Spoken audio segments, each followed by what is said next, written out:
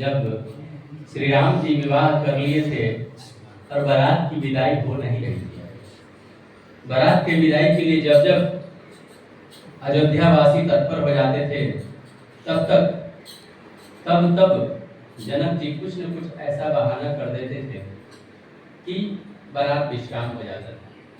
और ऐसा करते करते लगभग बहुत दिन बीत गए और बार बार साली से जब भेंट हुआ तो साली कहती है कि कुछ दिन तक और रुक जाइए। तो राम लक्ष्मण जी थोड़ा गुस्सैल दिमाग के थे, वो बोलते थे कि रुकने से लाभ क्या है। ऐसे भी मानव का स्वभाव है कि जब तक किसी कार्य में लाभ समझ में नहीं आता है तब तक वो किसी कार्य में अपना दखलंदाजी नहीं देता या उस कार्य को करता ही नहीं है। इसलिए लाभ समझ में आता है तभी कोई भी कार्य करने के लिए कोई व्यक्ति उत्सुक हो पाता है। तो लक्ष्मण जी से कहती हैं सालियाँ राम जी की और लक्ष्मण जी की भी सालियाँ कि जो ये आपके भैया हैं ना वो काले हैं और हमारे पास ऐसी ऐसी चीज़ें हैं, उपटन है, हम इतना मल मल के नहलाएंगे और उपटन लगाएंगे कि इनको कुछ ही दिनों में गोरे बना देंगे। और तब लक्ष्मण जी बोलते हैं कि हमको क्या लाभ है। तो क्या क्या लाभ है और क्या क्या हानि है इस मिथिला में रहने का, इस भजन के माध्यम से प्रस्तुत किया जाएगा। और नाना प्रकार का व्यंजन खिलाएंगे, इतना इतना व्यंजन आपको खिलाएंगे कि आप अयोध्या में कभी खाए नहीं होंगे।